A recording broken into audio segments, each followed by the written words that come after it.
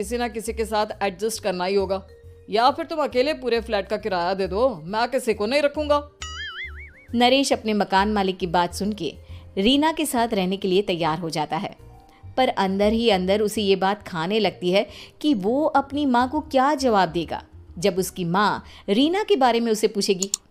दिन बीतने लगते हैं। नरेश और रीना अच्छे दोस्त भी बन जाते हैं, पर अभी भी नरेश अपनी प्रॉब्लम का सॉल्यूशन नहीं ढूंढ पाता।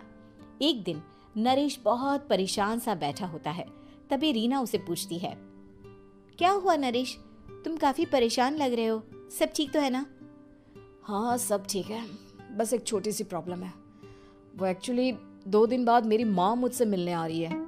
अरे तो इसमें प्रॉब्लम क्या है, ये तो खुशी की बात है। हाँ रीना, बट मेरी माँ एक जिद लेकर बैठ गई है कि मैं शादी कर लूँ, पर मैं अभी इस चीज़ के लिए तैयार नहीं हूँ। ऊपर से जब वो तुम्हें देखेगी तो 100 सवाल करेगी, क्या जवाब दूंगा? अरे इसमें कोई टेंशन वाली बात नहीं है, मेरे पास ना इस प्रॉब्लम का सलूशन है, जिससे ना तुम्हें शादी करनी पड़ेगी और ना ही तुम्हारी माँ मेरे बारे में कुछ पूछेंगी। रीना की बात सुनकर नरेश सोच में डूब जाता है। वो सोचता है कि रीना खुले ख्यालों वाली लड़की है, कहीं माँ को सच बता ना दे। नरेश को सोच में डूबा देखकर रीना कहती है, अरे क्या हुआ, किस सोच में पड़ गए?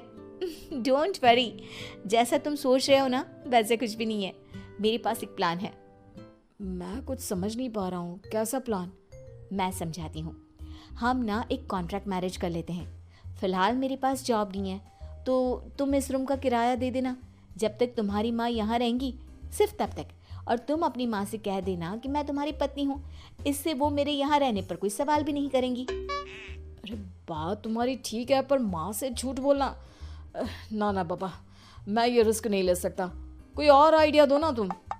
देखो मंजूर हो तो बोलो, वरना सच बता दो, मुझे कोई प्रॉब्लम नहीं है। रीना की बात सुनकर नरेश सोच में डूब जाता है। बहुत सोचने के बाद जब उसे कोई रास्ता नहीं मिलता तो वो रीना के बताए हुए रास्ते पर चलने के लिए तैयार हो जाता है। वो रीना से बात करता है और अपनी माँ की पसंद और नापसंद के बारे में बताता है। रीना भी नरेश की सभी बातों को ध्यान से सुनती है ताकि कहीं उससे कोई गलती ना हो जाए। आखिर वो दिन भी आ जाता है जब नरेश की माँ उससे मिलने दिल्ली आ जाती है। नरेश अपनी माँ को फ्लैट पर लेकर जाता है। जैसे ही नरेश की माँ फ्लैट के अंदर जाती है, रीना उसके पैर छू लेती है। ये देखकर नरेश की माँ थोड़ी घबरा जाती है और नरेश से पूछती है, अरे बेटा नरेश, ये कौन है? माँ ये आपकी बहू रीना है।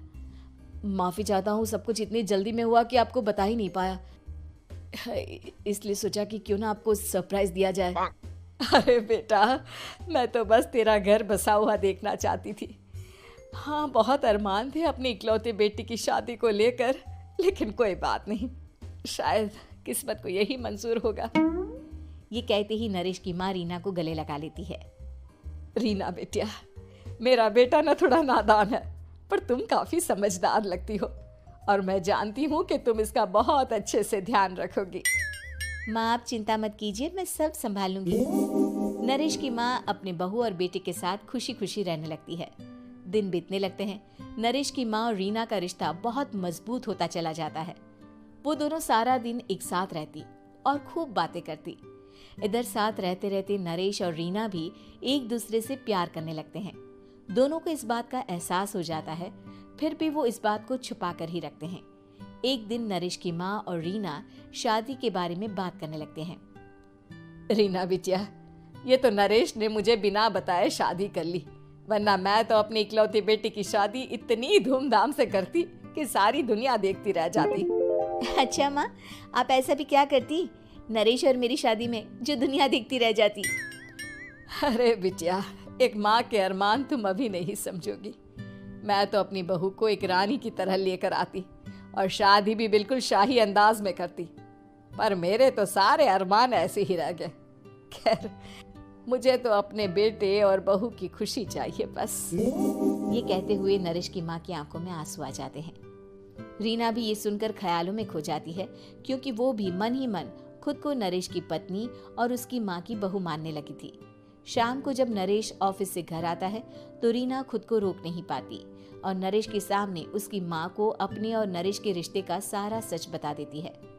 रीना की बात सुनकर नरेश की माँ दोनों से बहुत नाराज हो जाती है और घर वापस जाने की बात करने लगती है। तुम दोनों ने मुझसे सच छुपाकर बहुत ठेस पहुंचाई है मुझे। अब तुम लोगों के साथ नहीं रहना चाहती मैं। कल ही वापस चली जाऊंगी अपने घर। माँ मुझे माफ कर दो, ये सब मैंने रीना के कहने पर ही किया है, वरना मैं भी आपको कभी ठेस पहुंचाने के बारे में सोच भी नहीं सकता। हाँ माँ, हमने ये सिर्फ आपका दिल रखने के लिए किया, प्लीज हम दोनों को माफ कर दीजिए। तुम दोनों ने मेरे अरमानों के साथ खिलवाड़ किया है, और वैसे भी मुझे अपने बेटे के लिए एक अच्छी लड़की ढूंढनी है, इसलिए मेरा यहाँ से जाना ही बेहतर होगा। माँ की ये बात सुनकर रीना खुद को रोक नहीं पाती। माँ, क्या मैं आपके घर की बहू बनने लायक नहीं? रीना की बात सुनकर नरेश हैरान रह जाता है। नरेश की माँ भी कुछ समझ नहीं पाती। मैं कुछ समझी नहीं, आखिर तुम कहना क्या चाहती हो? माँ, मैं वो नरेश से बहुत प्यार करती हूँ और साथ ही साथ मैं आपको भी अपनी माँ मान बैठी हूँ। आज जब आपकी बातें सुनी तो खुद को रोक नहीं पाई, इसलिए सारा सच आपको बता दिया। रीना की बात सुनकर नरेश की माँ की आंखों में आंसू आ जाते हैं और वो अपने बेटे नरेश और रीना को गले लगा लेती है। मेरे घर की बहू तो सिर्फ रीना बिटिया ही बनेगी। मैं आज ही तुम दोनों की शादी की तारीख निकलवा दूंगी, बस एक बार तुम्हारे घर वाले मान जाए। उसी दिन रीना के माता पिता भी उनके फ्लैट पर आ जाते हैं। दोनों परिवार आपस में बैठकर बातें करते हैं।